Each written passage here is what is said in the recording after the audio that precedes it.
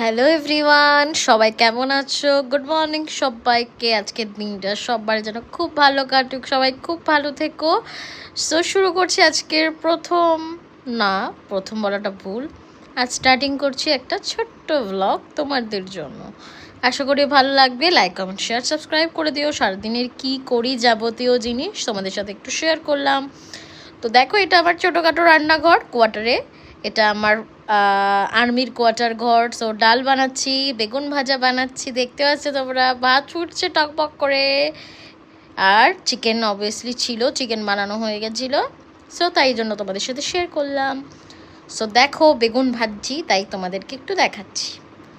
So আমার স্ট্যান্ডটা ভালো করে করতে পারলাম না, ওই জন্য ওরমভাবেই দেখাচ্ছি। কিছু মনে করো না। ডাল হয়ে গেছে পাতলা, গরমের মধ্যে পাতলা পাতলা ডাল, ঠিক আছে?